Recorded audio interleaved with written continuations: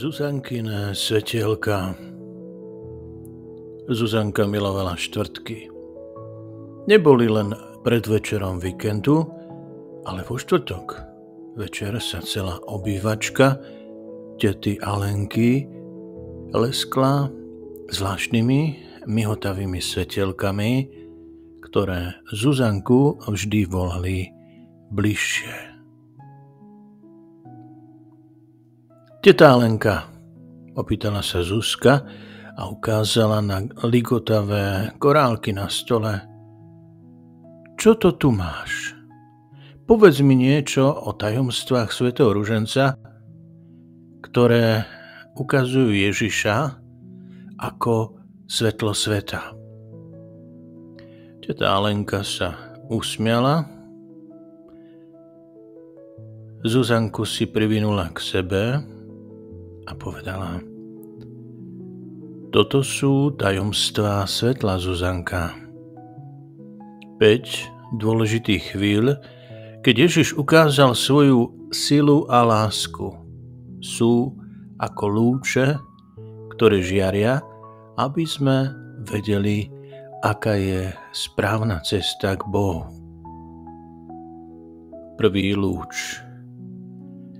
Krst v Jordáne. Predstav si, Zuzanka, že pri krste sa stávame Božími deťmi.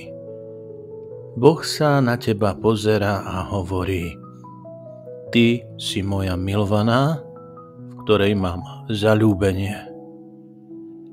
Sme jeho deti a to je najväčšia radosť. Druhý lúč. Svadba v Káne. Panna Mária na svadbe v Káne poprosila pána Ježiša o pomoc. Povedala ľuďom: Urobte všetko, čo vám povie. To je jej dobrá rada pre nás. Vždy poslúchaj Ježiša, vážne ber jeho láskavé slová. Tretí lúč. Ohlasovanie Božieho kráľovstva.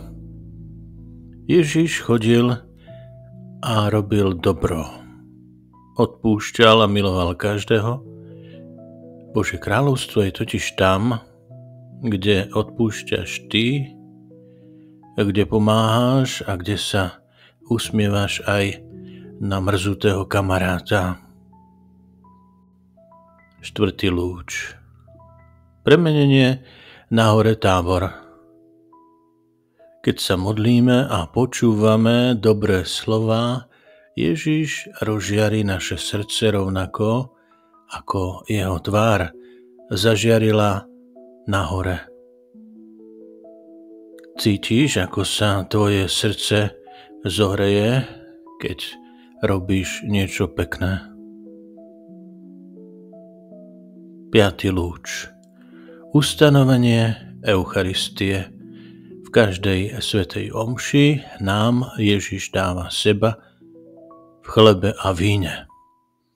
Chce, aby sme ho prijali s čistým srdcom. A to je ten najväčší dar lásky, ktorý nám dáva, aby sme mali silu žiariť.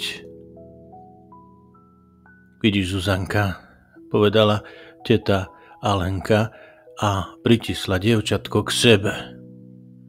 Ježiš je svetlo sveta. Tieto tajomstvá nám pripomínajú, aby sme aj my svietili tým istým svetlom pre druhých každý jeden deň. Tvoj úsmev, tvoja pomoc, to je tvoje svetlo. A Zuzanka vedela, že aj keď zhasne svieca, jej srdce bude žiariť ako malé svetielko plné Ježišovej lásky. Už sa nevie dočkať, kedy sa vo štvrtok opäť stretnú a pripomenú si tajomstva svetla.